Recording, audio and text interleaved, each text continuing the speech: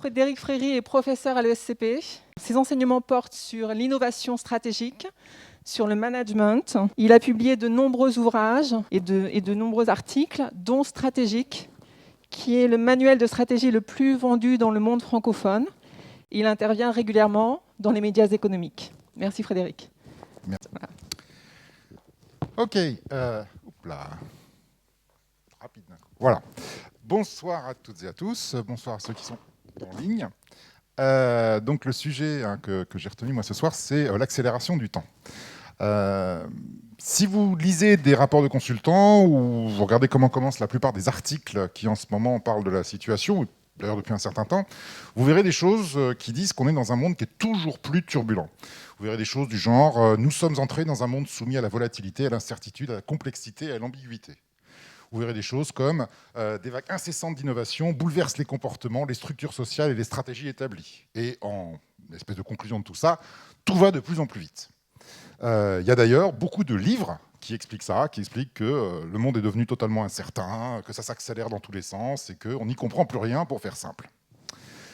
Par opposition à ça, en France notamment, il y a une espèce de période bénie qu'on considère comme étant une ère de prospérité, de tranquillité et de calme absolu, qui est les 30 Glorieuses.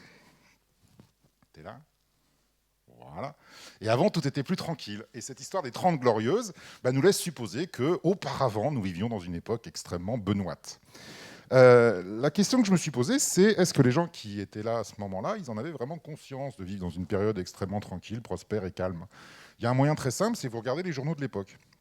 Et si vous regardez les journaux de l'époque, c'est abominable. C'est-à-dire que c'est rempli de guerres, dont certaines étaient nucléaires, la plupart étaient coloniales. Il y a des attentats dans tous les sens.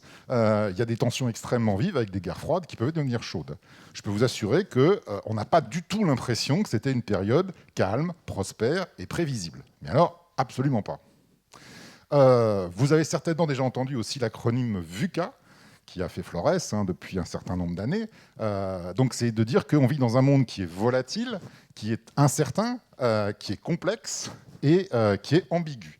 Et c'est un acronyme qui a été forgé par l'école de guerre américaine en 1995. Je vous propose un petit exercice. D'après vous, qui a dit ceci ? Notre monde, c'est plutôt l'incertain, le changeant, le variable, l'équivoque, un monde dangereux peut-être, certainement plus que le simple, l'immuable, le prévisible et le fixe, qui est quand même une déclaration extrêmement estampillée VUCA. Est-ce que quelqu'un a une idée de qui peut être l'auteur de cette phrase ? Alors, c'est pas Platon, non, c'est un petit peu plus tard. C'est Nietzsche, en fait. Ça, c'est du Nietzsche. Donc, déjà, à l'époque, on était dans des VUCA, il n'y a pas de problème. Maintenant, j'en ai d'autres. Qu'est-ce que j'ai en rayon ? J'ai le changement nous frappe avec une intensité inédite et la plupart d'entre nous n'y sont ridiculement pas préparés. Petite idée de qui ça peut être, ça ? Alors, ça, c'est Alvin Toffler, en plein dans les 30 Glorieuses. Donc déjà dans les 30 Glorieuses, les observateurs disaient « Oh là là, mon Dieu, tout va plus vite, c'est insupportable et on n'est pas préparé du tout. » Et puis j'aime beaucoup celle-là, moi personnellement. Avant, les événements qui se déroulaient dans le monde n'étaient pas liés entre eux. Depuis, ils sont tous dépendants les uns des autres. Petite idée ? Ça, c'est Polybe, le célèbre historien du IIe siècle avant Jésus-Christ. Donc tout ça pour dire qu'il y a une forme d'exagération quand même sur le fait que ça s'accélère énormément et avant c'était extrêmement tranquille. Alors pour essayer d'aller un petit peu plus loin dans la chose, on peut regarder si le monde est plus dynamique en termes, moi ce qui me concerne, en termes de stratégie d'entreprise. Et là-dessus, il y a des travaux extrêmement sérieux faits par des professeurs très qualifiés dans des revues extrêmement cotées. Par exemple, vous avez celui-là, où vous avez donc différents auteurs qui ont regardé quelles étaient la solidité et la pérennité des positions concurrentielles dans une bonne trentaine d'industries sur une période de 30 ans. Et ce qu'ils en déduisent, c'est très clair, ce qu'ils en déduisent, c'est que les résultats suggèrent que les marchés ne sont pas plus dynamiques aujourd'hui que par le passé et qu'il n'est pas plus difficile de construire un avantage concurrentiel durable. Donc toute cette histoire d'hyper-compétition, là encore, ça ne résiste pas à une vraie analyse. Tant qu'on y est, je vous ai mis ça aussi. Oh, la zapette est un peu capricieuse. Je vous ai mis ça aussi. Ça, c'est l'évolution du nombre de constructeurs automobiles aux États-Unis. Aux États-Unis, il y avait 50 constructeurs automobiles en 1900, il y en avait 291 en 1910, et il y en avait 30 en 1940, et aujourd'hui, il y en a 30. Donc en fait, la grande période de volatilité, ça a été vers 1910. On estime d'ailleurs qu'il y a eu au total dans l'histoire des États-Unis 1400 constructeurs automobiles qui ont disparu, et à peu près tous ont disparu avant 1930. D'accord. Pour rester d'ailleurs dans des choses qui, semble-t-il, vont toujours plus vite, vous pourriez avoir l'impression que nous vivons notamment dans un monde qui est marqué par l'instantanéité de l'information, ce qui explique évidemment cette ressenti d'accélération. C'est pas nouveau du tout, l'instantanéité de l'information. Je ne sais pas si vous connaissez le télégraphe Chappe, inventé par Claude Chappe.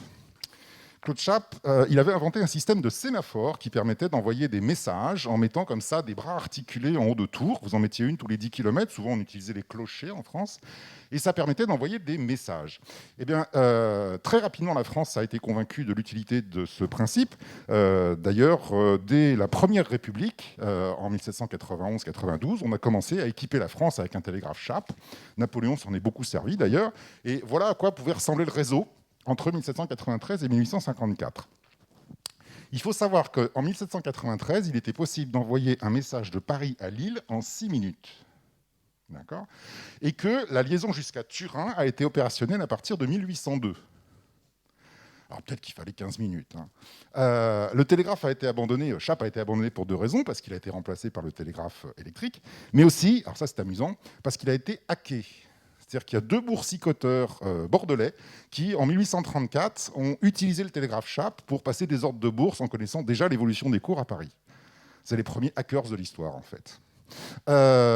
Donc, remplacé par le télégraphe électrique, tiens, au passage, d'après vous, de quand date la première communication instantanée à la vitesse de l'électron, donc entre Chicago et San Francisco aux États-Unis. Donc, communication transcontinentale qui permet d'avoir instantanément ce qui se passe d'un bout à l'autre du pays. Alors, c'est avant, je suis désolé, la première personne à avoir passé un télégraphe intercontinental, c'est lui, c'est Abraham Lincoln, et c'était en 1861. Encore plus impressionnant, ça c'est le premier réseau mondial de télégraphe qui a été inauguré en 1902 par l'Empire britannique. Ça s'appelait la All Red Line, et ça permettait de communiquer, je le répète, instantanément, parce que c'est du télégraphe, c'est de l'électricité, entre Londres et Melbourne. Donc, l'instantanéité de l'information n'est pas du tout quelque chose qui marque notre époque. C'est ancien comme concept. Ça a au moins 140 ans. D'accord ? Qu'est-ce que j'ai encore ? Tout va plus vite, tiens. Ça, c'est assez amusant aussi. Le temps nécessaire pour produire 1 million de véhicules dans l'industrie automobile. Il faut savoir que du temps de Henry Ford, pour faire des Ford T, Henry Ford a réussi à faire ça en simplement 7 ans. Entre 1908 et 1915. Bien sûr, c'est intéressant de comparer avec une entreprise qui aujourd'hui est considérée comme l'archétype d'une entreprise moderne dans l'automobile, qui est Tesla, et de regarder en combien de temps est-ce qu'ils ont réussi à faire 1 million de véhicules. Ils ont réussi à faire 1 million de véhicules en 12 ans, entre 2008 et 2020. Ils viennent juste d'arriver au million de véhicules. Donc un siècle plus tard, ils sont en fait beaucoup moins rapides que ne l'était Ford au début du XXe siècle. Alors, bien sûr, les conditions concurrentielles ne sont pas les mêmes, mais d'un autre côté, l'expérience accumulée dans la production de voitures n'a strictement rien à voir non plus. Et donc, c'est intéressant à comparer.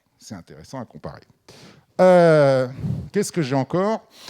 Tiens, pour vous montrer deux industries dans lesquelles tout est allé beaucoup plus vite qu'on ne le croit en général. Ça, c'est la fameuse guerre du courant qui a lieu entre 1885 et 1902. Et vous avez ici les deux protagonistes principaux, Thomas Edison et George Westinghouse. Comme vous le savez certainement, Edison était en faveur du courant continu, Westinghouse était en faveur du courant alternatif. Il avait d'ailleurs recruté Nikola Tesla, qui avait été renvoyé par Edison parce qu'Edison ne comprenait rien à l'alternatif. Et il faut savoir que la première centrale électrique aux États-Unis a été équipée en 1885. Et quand la guerre s'est arrêtée en 1902, par une victoire éclatante d'ailleurs de Westinghouse, il y avait 3800 centrales électriques aux États-Unis et toutes les villes étaient électrifiées. Donc ils ont fait ça en un temps absolument record. Pour l'anecdote, Thomas Edison, voulant démontrer que le courant alternatif de son adversaire était dangereux, a inventé rien moins que la chaise électrique, ce qui est quand même de très mauvais goût. Et puis une autre qui est plus près de chez nous, c'est la guerre du cinéma, avec Léon Gaumont et Charles Pathé, qui se sont menés une concurrence effrénée entre 1895, les toutes premières images de cinéma, et 1918. Et il faut savoir que sur cette petite durée, ils ont inventé absolument tout dans le cinéma. Le cinéma, bien sûr, muet, en noir et blanc, mais aussi le cinéma en couleur, mais aussi le cinéma parlant, mais aussi le cinéma en 3D, oui, et à peu près tous les formats que nous connaissons aujourd'hui, y compris, ça c'est le plus drôle, les westerns. Les premiers westerns ont été tournés en fait en Camargue pour le public américain, avec des gardiens dans le rôle des cow-boys. En fait, bon, avec le peu de temps que j'avais aujourd'hui pour vous donner mon opinion, moi je dirais simplement que tout est dans la perception. Et l'impression que j'ai à observer un petit peu les choses autour de moi, c'est que lorsque j'entends ou je lis décidément, le monde est devenu incompréhensible, j'ai tendance à en déduire que la personne qui écrit a vieilli. Parce que il me semble que l'être humain il a un bon fond, et que quand il est jeune, il se dit « je vais comprendre », et puis en vieillissant, il ne comprend pas, et donc il se dit « c'est devenu incompréhensible ». Non, en fait, ça l'était depuis le départ. La seule chose, c'est qu'il faut à peu près une vie pour s'en rendre compte. Je vous remercie pour votre attention. Merci Frédéric.